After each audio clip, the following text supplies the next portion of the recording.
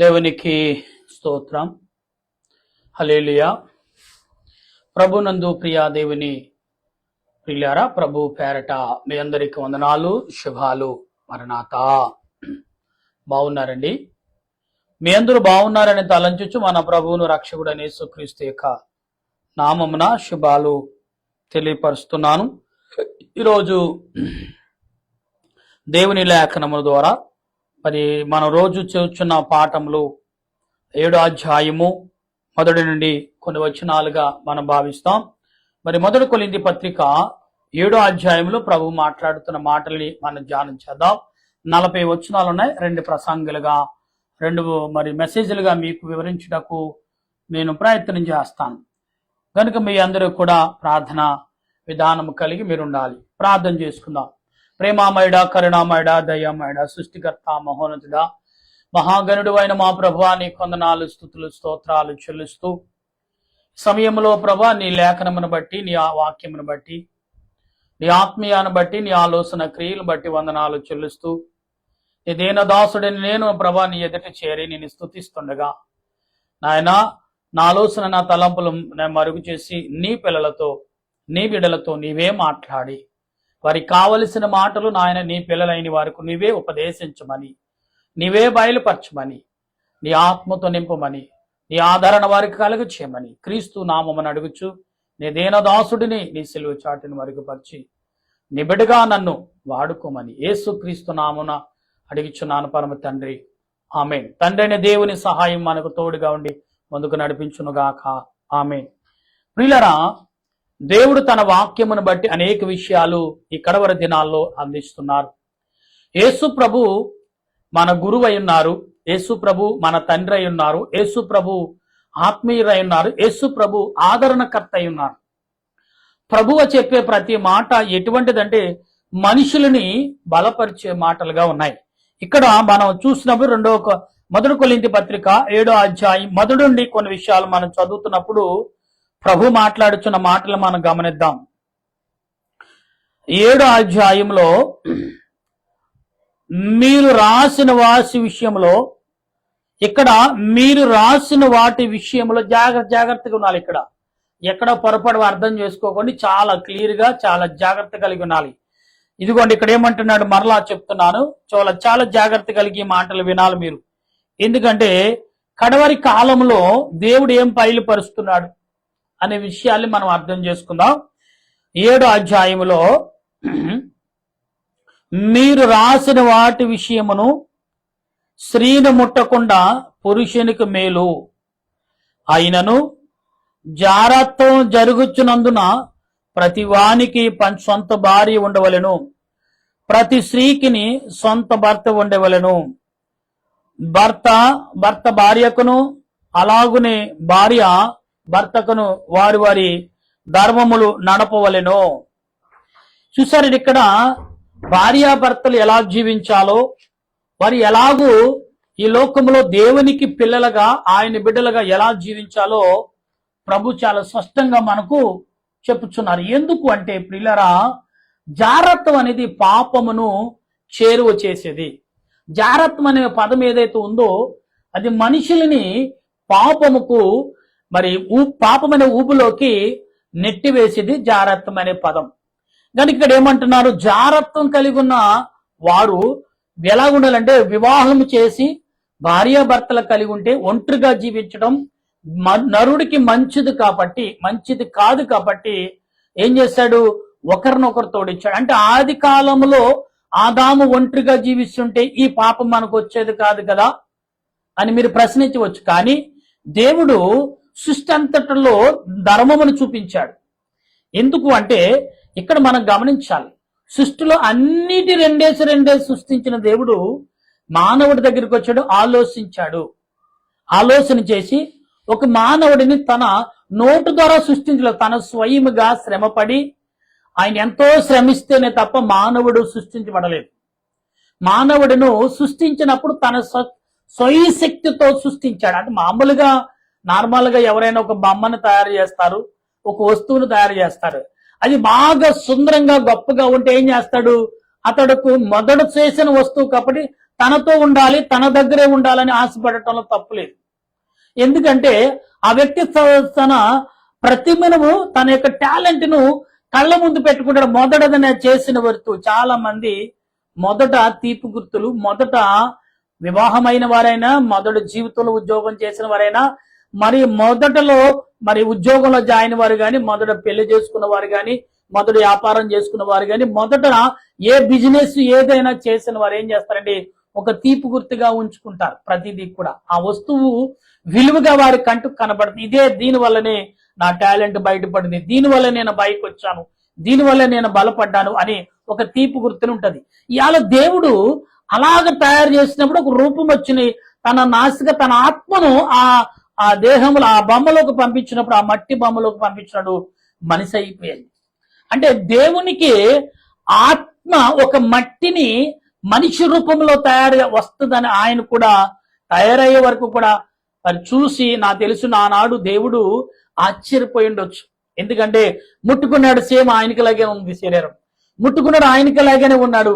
అబ్బాయి కుదరదు, ఇతడు ఇక్కడ ఉండేవాడు కదా, నాతో ఉండాలి అని అనుకున్నాడు దేవుడు. అందుకే పరిశుద్ధమైన కంచి వేశాడు, ఏదోని చోట చుట్టూ అగ్ని కంచి వేశాడు. దాన్ని దాటుకునే సాతానుగాడు వచ్చి, ఎందుకంటే సాతానుగాడు తక్కువడు కాదండి, చాలా శక్తిమంతుడు. దేవునితో సమానంగా అంటే తత్వం కలిగి జీవించాలనుకో దేవునికి ఉన్న శక్తులు కూడా అపవాదికి. అందుకే పరలోకంలో యోబు విషయంలో నడిచినప్పుడు దేవుడు తెలిసాడు కదా, నువ్వెవరు ఎందుకు వచ్చావు. ఎందుకంటే ఆ స్థలం నుండి వెలువేయబడిన వాడు మరలా అక్కడికి వస్తే యజమానుడు అడిగినా, కొడుకు అడిగినా ఏమడుగుతావు? ఒక తండ్రి అయినా ఎవరైనా ఆ స్థలంకి వచ్చినప్పుడు ఏమడుగుతావు? ఎందుకు వచ్చావు అని అడుగుతారు. ఎందుకంటే అతను నిర్దిష్టలో మనసులోంచి తొలగించేశారు, సమాజంలోంచి వారి కుటుంబంలో వారిని తొలగించినప్పుడు మరలా వస్తే ఎందుకు వచ్చావు అని అడుగుతారు. సాతాను గారు దేవుడు అదే అడుగుతున్నాడు. అందుకు అడుగుతుడు యోబు విషయంలో నాకు అవకాశం ఇవ్వండి, నీ దాసుడి యోబు నేను పరీక్షించాడు, పరీక్షించుకోమని దేవుడు చెప్పాడు. కానీ ఇక్కడ మానవుడు తయారు చేసినప్పుడు దేవుడు ఎలాగంటే అనేక రకాలుగా ఆలోచించాడు. కాబట్టి అందుకనే ఒంటరిగా ఉంటే ఇష్టం లేదని మరొక తోడిని అంటే ప్రత్యేకంగా పని కట్టుకుని చేయలేదు, తన శరీరంలో నుంచి తీశాడు, సర్జరీ చేశాడు. అందుకే ఆదాముకు తెలుసుండే చేశాడు.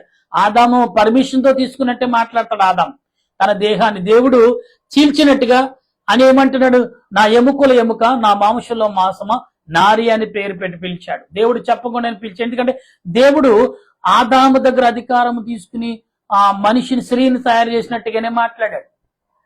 ప్రియులారా, అప్పుడు ఎంత అదృష్టవంతుడు చూడండి. అలాంటి వారిని సాతానుగాడు ఏం చేశాడంటే, మరి ఆదాములోంచి వచ్చిన దేహమే కదా బలమైన దేహం, ఆదాములోంచి వచ్చిన శరీరమే కదా బలమైన శరీరం, ఆదాములో వచ్చి ఎముక బలం అన్ని కూడా ఆదాములోంచి వచ్చినవే, ప్రత్యేకంగా దేవుడు తీయలేదు. కాబట్టి ఆ ప్రత్యేకత అతనిలో తీశాడు. కాబట్టి అందుకే తనను ఒకటిగా చేయాలని దేవుడు అనుకున్నాడు. ఈనాడు ఈ స్త్రీ గురించి కొత్త నిబంధన గ్రంథములు ఎందుకు రాయబడుతుంది? స్త్రీ పురుషుల కంటే ఆదిలో చేసిన పొరపాటును మరలా జరగకుండా దేవుడు కాపాడుతున్నాడు. ఆదిలో చేసిన మరి అపవాదికి చేతి చిక్కకుండా వారు అనగా మనము ఎక్కడుండాలి? ఆయన పిల్లలుగా పరలోక రాజ్యంలో ఉండాలనేది యేసు ప్రభు యొక్క ఉద్దేశం. అందుకు కాబట్టి ఈ మాటలు మనకు అందిస్తున్నాడు. ఎలాగంటే మనం చదువుతున్నప్పుడు భార్యకు దేహం అని అంటే చూడండి, దేనికైనాను తన భార్యకు తన దేహం మీద అధికారం లేదు అంటున్నాడు. ఇక్కడ ఏమంటున్నాడు ఒకసారి మరలా చదువుతున్నాను, గమనించండి. అలాగున భార్యకే గాని భర్తకు తన దేహం పైన అధికారం లేదు. ప్రార్థన చేయటకు మీకు సావకాశం కలుగునట్లు కొంతకాలము వరకు ఉభయులు సమ్మతింపున తప్ప ఒకరికొకరు ఎడబాయికుడి. మీరు మనసులో నిలకపోయినప్పుడు సాతాను శోధింపకుండినట్లు తిరిగి కలుసుకునుడి. ఇక్కడ ఏమంటాడు? ఇది సాతాను శోధించకుండా మీరు జాగ్రత్త పడి కలుసుకోండి భార్యాభర్తలుగా, కానీ ఇది నా ఎత్తుపోతే తప్ప ఇది నా ఆజ్ఞ కాదు. అంటే ఓన్లీ సలహా తప్ప మీరు దాన్ని పాటించుకోండి అనేది మీ ఇష్టాన్ని బట్టి వదలను తప్ప నేను ఆజ్ఞ ఇవ్వట్లేదు అని ఇక్కడ భక్తుడి ద్వారా దేవుడు అంటే మనము ఒక తప్పు చేయకుండా ఏ పని కూడా చేయవద్దు. తప్పు అనేది చాలా క్లియర్ గా కనపడుతుంది. తప్పు అని నీకు తెలిసినప్పుడు దాని జోలికి వెళ్ళకు. తప్పు కాదు అన్నప్పుడు నువ్వు దానికి ప్రొసీడ్ అవ్వచ్చు. ఎందుకంటే అది ఆలోచన అంతరాత్మ గర్దిస్తుంది చాలా రీతిలుగా. కానీ ఇక్కడ ఏ రకంగా ఉన్నాము అంటే మనము గమనించలేని పరిస్థితులు చాలా మంది ఉన్నారు. ప్రియులరా, ఈ రోజున మీరు గాని నేను గాని ఏమనుకుంటున్నామంటే ఇక్కడ చాలా విషయాల్లో అనేకమైన విషయాలుగా మనము భావించినప్పటికీ పరిశుద్ధాత్మ దేవుడు ఏ రకంగా నీకు నాకు ఆదరణ కలగజేస్తున్నాడు అనే విషయాలు మనం గమనించినప్పుడు ప్రియులరా, దేవుడు తన వాక్యమును బట్టి అందించున్న మాటని మనం గమనించాలి. ఎందుకు ఈ మాటలు అంటే ఎత్తబోదే తప్ప నేను శాసించేది కాదు. అయితే ఇక్కడ అంటున్నాడు, మనుషులందరూ నా వలనే ఉండగోరుచున్నారు, అయినను ఒకడు ఒక దినమున మరొకడు మరొక దినమును ప్రతి మనుషుడు తనకున్న కృపావరములను దేవుని వలన పొంది ఉన్నాడు. అంటే ప్రతి మనుషుడు కలిగిన ఆలోచన, కలిగిన తలంపులు, కలిగిన క్రియలు, కలిగిన సమస్తము దేవుని వలనే కలిగిన తప్ప ఎవరు వాళ్ళు తనకు తానుగా కలిగించుకున్నది కాదు. ఇవాళ లోకంలో చాలా మంది హేతువాదులు అనే పదం ఉంది. హేతువాదులు అంటే దేవుడు లేడు అనే వారు కూడా లోకంలో చాలా మంది ఉన్నారు. ఎలాగున్నారంటే దేవుడు లేడండి అనేవారు లోకంలో చాలా భయంకరంగా ఉన్నారు. అయితే వారిని హేతువాదులు అంటాం మన సంస్కృతి భాషలో. అంటే దేవుడు లేడు, సైన్సే దేవుడు అనేవారు కూడా ఉన్నారు. కానీ ఇక్కడ ఏమంటున్నాడు, దేవుడు సర్వము ఎరిగిన దేవుడు, తానుకు తానే మనుష్యుడు ఎలాగున్నాడు ఆయన మూలముగానే జీవిస్తున్నాడు. ఆయన ఎలాగున్నాడు అలాగే ఉన్నాడు. ఆయన ఏం మాట్లాడుతున్నా అదే మాట్లాడాడు. ఆయనకి ఏ తలంపులో, ఏ ఆలోచనలో, ఏ శక్తులు అవుతున్నాయో అన్ని ఉన్నాయి. కానీ ఇక్కడ ఆ శక్తులని నరుడు తనకు తానుగా కోల్పోయాడు. ఎక్కడ ఆదులో మన పితృడైన ఆదాము ద్వారా అవ్వమ్మ ద్వారా కోల్పోయాడు. మరలా వారి ద్వారానే స్త్రీ ద్వారానే మళ్ళీ దేవుని యొక్క మహిమ వచ్చింది కదండి.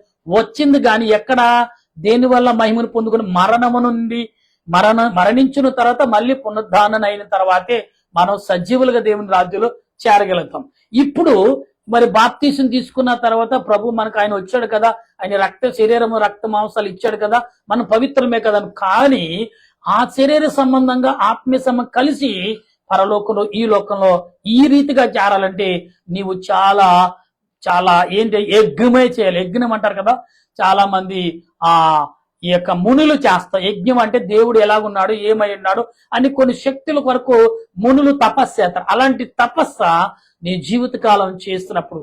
కానీ ఇక్కడ ఆనోకు దేవునితో నడిచాడని మనం చెప్పుకుంటున్న పాత గ్రంథంలో ఆనోకు చిన్న వచనమే రాశాడు. ఆనోకు పుస్తకం చిన్నదే ఉంటది, కానీ అందులో ఆనోకు దేవునితో చాలా సంవత్సరాలు నడిచాడు. సుమారు 300 పైగానే సంవత్సరాలు నడిచిన తర్వాతే భార్య పిల్లలు అందరూ ఉన్నారు ఆనోకి. కానీ యథార్థను ఎక్కడ ఇప్పుడు చెప్పిన వాక్యాన్ని ఎక్కడా కూడా మేరకుండా దేవుని అనుకూలంగా నడిచిన వాడు ఆనోకు. అందుకే దేవునితో నడిచి వెళ్ళిపోయాడు. అలాగే లేలియా సజీవుడిగా ఒక్కడిగానే ఉన్నాడు, ఒంటరిగా ఉన్నాడు. వివాహము చేసుకోకుండానే అతడు బ్రహ్మసారిగానే మన తెలుగు భాషలో మన సంస్కృత భాషలో ఏమంటామంటే బ్రహ్మసారి అంటాం, అంటే వివాహం చేసుకున్నవాడు. అలాగే దేవునికి అర్పించుకున్నాడు ఎవరు మరి ఏలియా గారు. ఇలాగా మనకు చాలా మంది తెలుసు. కానీ సజీవులుగా ఇద్దరు అంటే దేవుడు ఎందుకు వారిద్దరిని తీసుకెళ్ళంటే నరుడు పవిత్రం కలిగి పరిశుద్ధత కలిగి ఉంటే మీరును ఇలాగునే నా రాజ్యంలో జీవించగలరు. మరణము లేకుండానే పవిత్రత కలిగి పరిశుద్ధత కలిగినప్పుడు నేను మిమ్మల్ని కొనుపోతాను అని దేవుడు ఆల్రెడీ చెప్పేశాడు. ఆ సూచక్రియ చేసి చూపించాడు.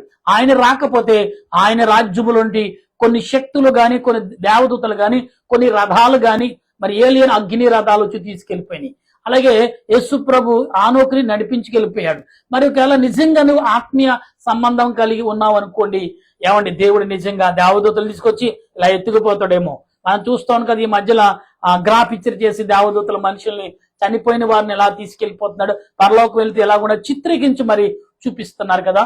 ఇలా గమనించండి. నిన్న కాక మొన్న మరి మా మురుగుజ్జు అయిన జోసఫ్ గారని మరి జోసఫ్ రాజు గారని ఒక ఆయన చనిపోయారు. మీకు తెలుసు. మరి తాడేపల్లిగూడు, పశ్చిమ గోదావరి జిల్లా తాడేపల్లిగూడు ఆ ప్రాంతంలో ఉన్న ఆయన మరి గుంటూరు మరి క్రిస్మస్ సభలకు వెళ్ళి హార్ట్ అటాక్ వచ్చి చనిపోయినట్టుగా వార్తలు ఇచ్చి అలాగే లైవ్ కూడా చూపించారు. ప్రియర్ ఎందుకు అంటే దేవుడు తన పనివారిని తన వాడుక ద్వారా చాలా మంచి ప్రసంగికుడు. అతను చక్కగా మురుగుజ్జు కలిగిన వాడైనా అతడు దేవుని వాక్యమును, దేవుని యొక్క మాటలు, తన సాక్ష్యము ఎంత గంభీరంగా చెప్తాడంటే పరలోకి నుండి దేవదూత తనలోకి వచ్చి పరిశుద్ధుల తనలో ఉండి మాట్లాడినట్టుగా జోకులు వేసేవాడు, చక్కగా మనిషిని ఆకట్టుకునేవాడు, వాక్యముతో అలా కట్టేసేవాడు. ఎందుకంటే అతడు తనకిద్దరు క్షమించండి, 2 పిల్లలు, భార్య. కాబట్టి వీరి కొరకు మీరు ప్రార్థన చేయండి. అయితే ఇక్కడ దేవుడు ఏమంటున్నాడు, మనల్ని బలి లేనుంటారు మేలని పెళ్లి కాని వారితోనూ వెదరవలాంటి, అంటే ఇక్కడ ఏమంటాడు, మళ్ళీ ఒకసారి చదువుతున్నానండి. ఇక్కడ మనం గమనించండి, ఇక్కడ ఏమంటున్నాడు, ఇక్కడ దేవుడు అంటున్నాడు, కొంతకాలం వరకు ఉభయోగులు సమ్మతము చొప్పున తప్ప ఒకరికొకరు ఎడబాయకునుడి. మీరు మనసు లేకపోయినప్పుడు సాతానులు మిమ్మల్ని శోధింపకుండానట్లు తిరిగి కలుసుకునుడి. ఇది నా హితోపదేశమే గాని ఆజ్ఞ కాదు. మనుషులందరూ నా వలనే ఉండగోరుచున్నారు. అయినను ఒకడా ఒక దినమున, మరొకడు మరొక దినమున, ప్రతి మనుషుడు తనకున్న కృపావరమును దేవుని వలన పొంది ఉన్నాడు. నా వలలే ఉండుటి మేలని పెళ్లికైన వారితో వెధవరాండ్రుతో చెప్పుచున్నాను. ఇక్కడ ఏమన్నాడు, పెళ్లి కాని వారితో ఎదవరాండ్రులతో చెప్తా అంటే మీరు ఎలాగుండాలి, మీరు వివాహం చేసుకోండి అతనితో, అతను లేకపోయినను మరొక వివాహం అంటే ఎందుకంటే మరి ఆదరణ లేనిది ఒక స్త్రీ అయినా భర్త చనిపోయాడు అనుకుంది, యాక్సిడెంట్ రూపంలోనూ అటాక్ వచ్చారు. పిల్లలుంటే పెద్దవారైతే వృద్ధులు తన శరీరము వద్దానికి నాకు వద్దులే ఇంక పెళ్లి చాలు, పిల్లలు ఉన్నారు వారిని చూసుకుంటే చాలని ఆగిపోయేవారు ఉన్నారు. కానీ యవన కాలంలో ఒక పిల్ల అది పిల్లలు పుట్టకుండా తన భర్త అటాక్ వచ్చో యాక్సిడెంట్ లో చనిపోతే మరలా వివాహం చేసుకుని లేకనే మీరు చెప్తుంది. అంటే నీవు జాగ్రత్తం చేయకుండా మరలా పురుషుడిని వివాహం ఆడమని చెప్తుంది. అంటే యదవరాణులైనను యవన కుమార్తెలైనను మరలా మీరు వివాహము చేసుకుని తప్ప పాపముకు జారత్వముకు లోబడద్దు. వివాహం చేసుకోకుండా లోబడితే మీరు దేవుని దృష్టిలో మహాఘోరమైన పాపులైపోతారు. మనం ముందు 6వ వచనంలో చదువుకున్నాం. ఏమంటే స్వయముగానే వాడు పాపము కలిగిన జారత్వం కలిగిన వాడు అనుకుంటే స్వయముగా మీరే వెళ్ళి సాతాన్ని పిలిచి సాతానికి అప్పగించమంటున్నాడు. సాతానికి ఎలాగ అప్పగించాలంట, దారుణంగా చెప్తారు, మీరే సాతానుకు అప్పగించేయండి. అంటే వీడు మన సమాజంలో ఉండటానికి కుదరదు, మన దేవాలయంలో, మన ఇంటిలో, మన బంధుమిత్రులు, మన సమాజంలో ఉంటే వద్దు. వీడి వల్ల అనేకులు చెడిపోతారు. అంటే చూడండి, చీడ పురుగు చెదని ఒక పురుగు చేరితే కొన్ని రోజుల్లో ఒకసారి ఒక చెద పురుగు మన కంటికి కనబడి వెంటనే దాన్ని ఏం చేయాలి, తొలగించేయాలి. దానికి కావలసిన మెడిసిన్ వాడి తొలగించాలి. లేదనుకోండి ఇల్లంతటి చెదపట్టి నువ్వు ఎంతో కష్టపడి మరి రూపాయలు హెచ్చించి కట్టిన గుమ్మాలన్నీ కూడా ఏమైపోతాయి, చెదపట్టింది. అందుకనే దురాత్మ ఏ రకంగా చేరుతుందో దాన్ని గమనించు. అందుకే ప్రతి దినము నీ మనసు అలర్ట్ గా ఉంటుంది, అదే రీతిగా దేహాన్ని అలర్ట్ గా చేయాలి. ఎలా చేయాలని అంటే ఏం వద్దండి, మీరు నిద్ర ఉండండి, కానీ మీరు పండుకునేటప్పుడు మీ ఆత్మను మీ దేహాన్ని దేవునికి అప్పగించండి. ప్రభువా, ఇంతవరకు నన్ను నడిపించావు, ఈ దినమంతా నన్ను కాపాడావు, కానీ ఇప్పుడు నుండి ఈ క్షణం నేను పండుకుంటున్నాను. నేను మరలా లెగరాలన్నా నా పనుల్లో నీ పనుల్లో నేను పాలు పంచుకోవాలన్నా అది నీ చిత్తము ద్వారానే, మరి నీ ఆలోచన ద్వారా ఉంది, నా చిత్తము కాదు అని ప్రార్థించినప్పుడు దేవుడు నీ ఆశను నీ ఆలోచనను నీ క్రియలను దేవుడు తన ఆలోచన ద్వారా నడుపుకుంటాడు. అప్పుడు నువ్వు అర్థమవుతుంది దేవుడు. అప్పుడేమో అర్థమవుతుంది తెలుసా మీ అందరికీ, ఓహో దేవుడు నన్ను వాడుకుంటున్నాడు, ఓహో నిన్న ఆలోచన ఇచ్చిన విధానం ఎందుకు ఈ రోజున ఆలోచన మారిందేంటి అంటే దేవుడు నన్ను ఈ రకంగా నడమంటున్నాడు, దేవుడు నా ఆలోచన మార్చాడు అని అనుకుంటే ఖచ్చితంగా అందరికి మార్గం దొరుకుతుంది. అందుకే స్త్రీలకు మరి ఆడబిడ్డలకు ఇక్కడ దేవుడు ఎదవరాండ్లకును యవన కుమార్తెలకు చెప్తున్న మాటలు వింటున్నాం. అయితే మనసు నిలపలేని ఎడల పెళ్లి చేసుకొనవచ్చును. అంటే మీరు ఇక్కడ చూడండి, మనసు అని నిలపలేని ఎడల అంటే నేను ఉండలేను అంటే దేవుని కొరకు జీవించాలని అనుకుంటే పర్లకు జీవించండి. ఇది మరి మదర్ తెరిసా ట్రస్ట్ వారు ఏం చేస్తారంటే వాళ్ళు మరి వివాహం చేసుకుని దేవునికి అర్పించుకుంటారు. కానీ వారు తినే ఆహారాన్ని బట్టి కొన్ని సమయంలో కొంత ఆ దీక్ష అనే జీవితకాలం వారి దీక్ష కలిగి ఉండాలి. ఇంకా పురుషుడిని ఎరగకూడదు, పాపమని దూరంగా ఉండకూడదు, దేవుని కొరకు అర్పించబడాలి, వాక్యాలు చదవాలి, ప్రార్థనలు చేయాలి, దేవుని యొక్క సిద్ధాంతకు లోబడాలి మదర్ తెరిసా ట్రస్ట్ వారు. కానీ దాని కొంతకాలము ఒక్కసారి రిజిస్ట్రేషన్ అయింది అనుకోండి, నువ్వు తలకిందులైనా నువ్వు బయటికి రావడానికి ఉండదు. దొంగతనంగా బయటకు వచ్చి వివాహం చేసుకుని జీవి ఎక్కడో కాని ఊరిలో బ్రతకాలి తప్ప పేరు మార్చుకుని తప్పాలి తప్ప ఏమండి, ఎందుకంటే ఇలాంటి చేసేవారు నేను చాలా మందిని చూశాను. మరి కొంతకాలం అక్కడ సపోయబులు బట్టి చాలా సుఖాలు ఉంటాయి. ఎందుకంటే ఆరోగ్యం కలిగి ఉంటారు, ఆరోగ్య విషయంలో శ్రద్ధ తీసుకుంటారు, తినే టయానికి భోజనం, టయానికి నిద్ర, టయానికి ప్రార్థన, టయానికి భక్తి. అంటే భక్తి రూపంగానే కలిగినప్పుడు కొందరికి ఏం చేస్తారండి, భక్తి రూపంలో సాతానుడు ఆకర్షించుకుంటాడు మనుషులు. వీరకు కొన్ని సార్లు ప్రజల మధ్యకి వెళ్ళాలి, యవనస్తుల మధ్యకు, యవన కుమార్తెల మధ్యకి వెళ్ళినప్పుడు వారి యొక్క ఎంజాయ్మెంట్ ను, వారి యొక్క నడకను చూసి మనం అనవసరంగా ఇలా వచ్చామే, చూడాలని సంతోషంగా ఉన్నారు, ఎంజాయ్మెంట్ కూడా అని ఆశ పుట్టించి సాతానుడు ఏం చేస్తాండి, అంటే కోరిక పుట్టించేస్తాడు ఆటోమేటిక్. అలాంటివి ఉండకుండా ఉండాలంటే దేవుడు ఏమన్నా నీకు ఇష్టమైతేనే రా, అయిష్టంగా రాకు. అంతే జాగ్రత్తగా. ఇక్కడ ఏమంటాడు, నీవు అయిష్టంగా ఉంటే వివాహం చేసుకో అంటున్నాడు. అయితే ఇక్కడ ఏమంటున్నాడు, భక్తులు అయ్యట కంటే పెళ్లి చేసుకునే మేలు, మరియు పెండ్లైన వారికి నేను కాదు ప్రభువే ఆజ్ఞాపించినది ఏమనగా, భార్య భర్తను ఎడబాయకూడదు, ఎడబాసిన ఎడల పెండ్లు చేసుకుండవలెను, లేదా తన భర్తతో సమాధాన పడవలెను. మరియు భర్త తన భార్యను పరీక్షింపకూడదు. ఇక్కడ భర్త తన భార్యను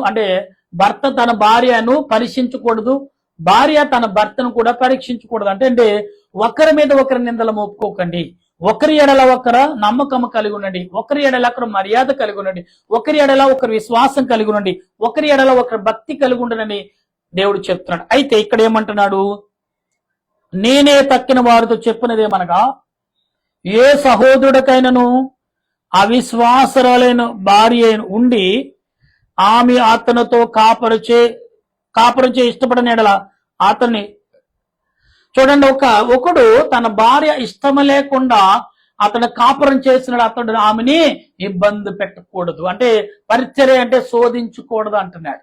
అది తర్వాత ఏమంటున్నాడు ఇక్కడ, మరియు ఏ స్త్రీకైనను అవిశ్వాస భర్తయు ఆమెతో కాపురం ఇష్టపడినాడు ఎల్లా ఆమె అతని పరిచయింపకూడదు. అవిశ్వాస భర్త భార్యను బట్టి పరిశుద్ధపరచబడును, అవిశ్వాసురాలైన భార్య విశ్వాసైన భర్తను బట్టి పరిశుద్ధపరచబడు. ఇక్కడ ఏమన్నా చూడండి, ఇక్కడ భార్య భర్తల్లో ఒకరైనా అవిశ్వాసంగా ఉంటే, ఒకరు విశ్వాసం కలిగి ఉంటే ఆమెను బట్టి ఇతడు పరిశుద్ధపరచబడతాడంట, ఈమెను బట్టి అతను పరిశుద్ధంగా ఉంటే అతను బట్టి ఈమె పరిశుద్ధంగా మారటకు అవకాశం ఉంటుంది. ఎందుకంటే ఒకరు శరీర సంబంధంగా ఉంటారు కాబట్టి, వారి ద్వారా వారి శరీరములు ఒకటవుతాయి కాబట్టి, వారి ద్వారా ఒకరు మారటకు అవకాశం ఉన్నదని దేవుడు చెప్తున్నాడు ఇక్కడ. అయితే ఇక్కడ ఏమంటున్నాడు, మీ పిల్లలారా, మీ పిల్లలు అపవిత్రులై ఉండిని, ఇప్పుడైతే వారు పవిత్రులు. అయితే అవిశ్వాసైన వాడు ఎడబాడువై వచ్చును. అతి సందర్భంలో సహోదరుడికైనను ఇబ్బందము లేదు, సమాధానముగా ఉండుటకు దేవుడు మనలను పిలిచి ఉన్నాడు. ఓ స్త్రీ, నీ భర్తను రక్షించు. ఇక్కడ ఏమన్నా ఓ స్త్రీ అని ఇంటిబెట్ పిలుస్తున్నాడు. ఓ స్త్రీ, నీ భర్తను నువ్వు రక్షించుతున్నావో లేదో తెలియదు గాని, ఓ పురుషుడా, నీ భార్యను రక్షించుదో లేదో నీకేమే తెలియను. అయితే ప్రభు ప్రతివానికి ఏ స్థితిని నియమించునో, దేవుడి ప్రతివానికి ఏ స్థితి యందు పిలిచినో ఆ స్థితి యందే నడుచుకునవలెను. ఈ ప్రకారమే సంఘములన్నిటిలో నియమించుచున్నాను. సున్నతి పొందిన వాడైన పిలువబడిన అతడు సున్నతి పోగొట్టుకునవలెను. సున్నతి పొందిన వాడు ఎవడైనా పిలువబడినా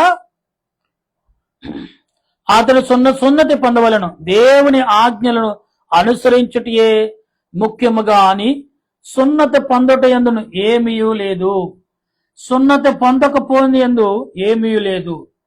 ప్రతి వాడును ఏ స్థితిలో పిలువబడినో ఆ స్థితిలోనే ఉండవలెను.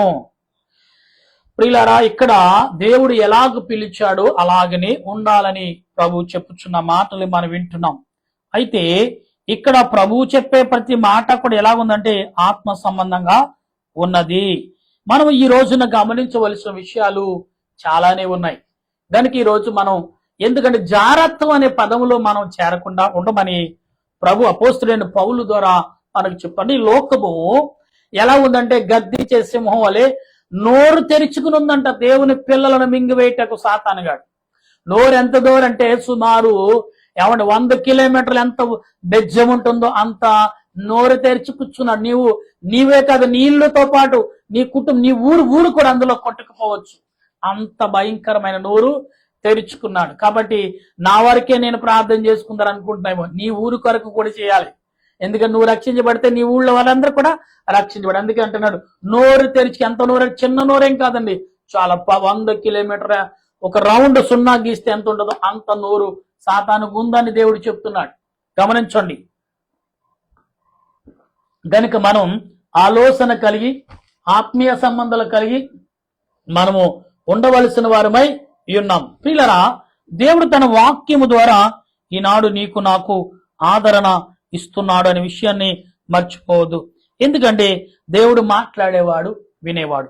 అటువంటి దీవెన ఆశీర్వాదం ఈ సాయంకాలపూట దేవుడు మనందరకు అందించును గాక. ఆమేన్. ప్రార్థన చేద్దాం.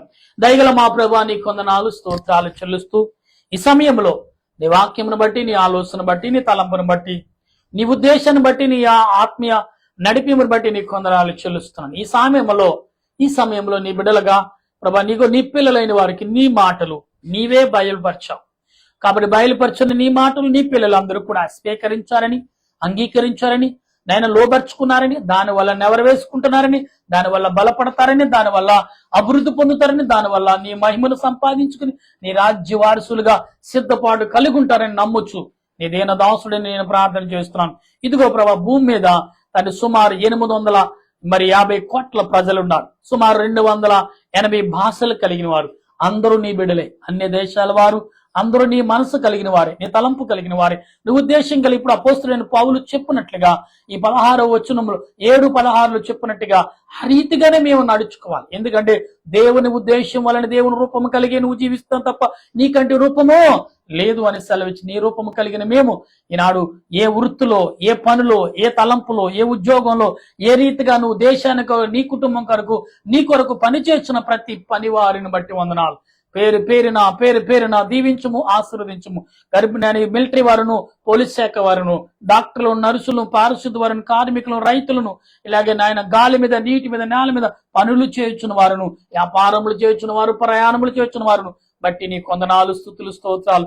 నాయన గర్భిణీ స్త్రీలను బట్టి, బాలింత్రాలను బట్టి నీ కొందనాలు చెల్లిస్తున్నాను. గుడ్డివారు, చెవిటివారు, మూగవారు, వికలాంగులు బట్టి, అనాథులు బట్టి, అభాగ్యులను బట్టి, అనాథులుగా దిక్కులేని వారిని బట్టి నీకు స్తుతులు, స్తోత్రాలు చెల్లించుచున్నాం. ఈ దినము తండ్రి, వృద్ధులైన వారు, శరీర బలహీనత కానీ మనుషులకు వ్యాధి ఏదని తెలియట్లేదు ప్రభా, అనేక వ్యాధులు నేను వేటాడుతున్నట్టుగా తండ్రి మనుషుల పట్ల చాప కింద నీరు వలె అనేక వ్యాధులు మనుషుల్ని పీడిస్తూనే ఉన్న వాటి నుండి విడుదల నీ బిడ్డలైన వారికి మేలుకరమ, దీవెనకరమగా అనుగ్రహించి ఇదిగో ప్రభయ్యాలు 7వ తారీఖు నాయన డిసెంబర్ నెల ఈ ఆదివారం, మరి నేను మొదటి ఆదివారంలో అనేక సంఘాలు, అనేక పండుగలు జరుగుతున్నాయనే ప్రతి కుటుంబంలో నీ వెలుగుతో నింపబడాలి, నీ సంతోషంతో నింపబడాలి, నీ ఆత్మతో నింపబడాలి, నీ ఆలోచనతో బలపడి జీవించి నీ రాకడకు సిద్ధపడే కృపను అందించమని క్రీస్తు ప్రభువు నామం అడుగుచున్నాను మా పరమ తండ్రి.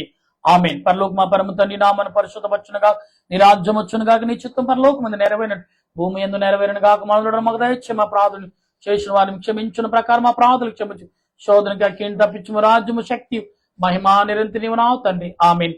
ఏసరత్మే జయం, అపవాదికులం ప్రవేశరత్మే జయం, అపవాదికులం ప్రవేశ సంపూర్ణ విజయము, అపవాదికి అంతక నాశనం. హల్లెలూయా, హల్లెలూయా. స్తోత్రం, స్తోత్రం. ఆమేన్, ఆమేన్, ఆమేన్. మన తండ్రి అయిన దేవుని ప్రేమ, త్రియేక దేవుని సన్నిధి, పరిశుద్ధాత్మిక ఆదరణ సదా తోడుగా ఉండైన రాకడకు మనందరినీ సిద్ధపరచును గాక. ఆమేన్, ఆమేన్, ఆమేన్. మీ అందరికీ వందనాలు. మరణాతా.